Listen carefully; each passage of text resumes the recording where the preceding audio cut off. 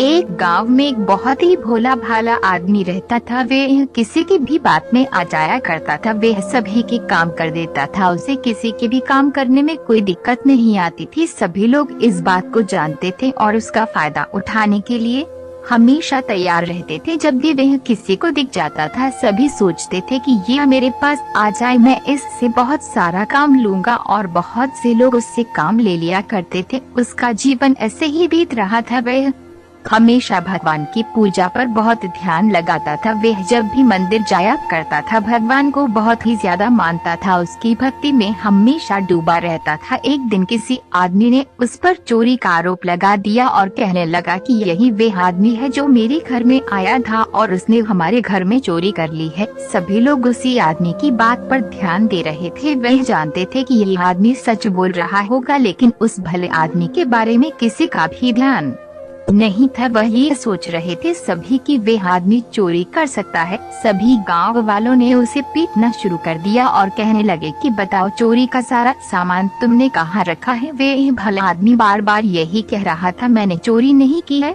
मैं तो इसके घर पर कुछ देर के लिए गया था, जो कि इसने मुझे सामान बताया था वह लेकर मैं इससे देने चला गया। इसके बाद मुझे नहीं पता कि वहाँ पर क्या हुआ था। कोई भी उस भले आदमी की बात को नहीं मान रहा था।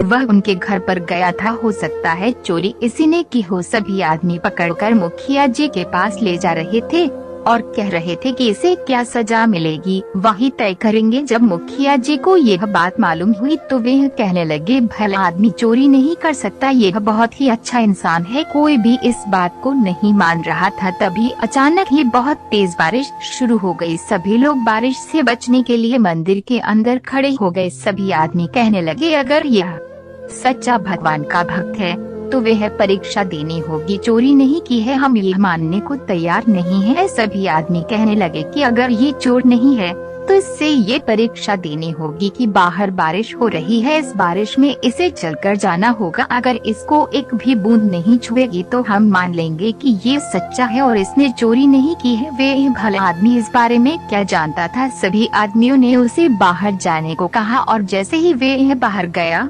तो बारिश की बूंदें उसे छू भी नहीं पाई। बारिश बिल्कुल भी नहीं हो रही थी। जैसे ही उस आदमी ने बाहर कदम रखा, बारिश बिल्कुल रुक चुकी थी। सभी लोग देखकर ये हैरान हो गए थे कि कितनी तेज बारिश एकदम रुक नहीं सकती। सभी लोग पछता रहे थे, हमें भगवान के भक्तों को परेशान नहीं करना चाहिए। सभी लोगों उससे माफी मांगने लगे। वे आदमी कहने लगा कि तुम्हें सोच समझकर किसी पर इल्जाम लगाना चाहिए, हो सकता है कि वे यह सच्चा हो। सभी लोग इस बात को जानने लगे कि उसने चोरी नहीं की थी। हमें भी यह बात याद रखनी चाहिए कि अपने जीवन में कि अगर हमसे कोई गलती हो जाती है तो हमें उसका पूरा पता लगाना चाहिए, तभी सजा देनी चाहिए।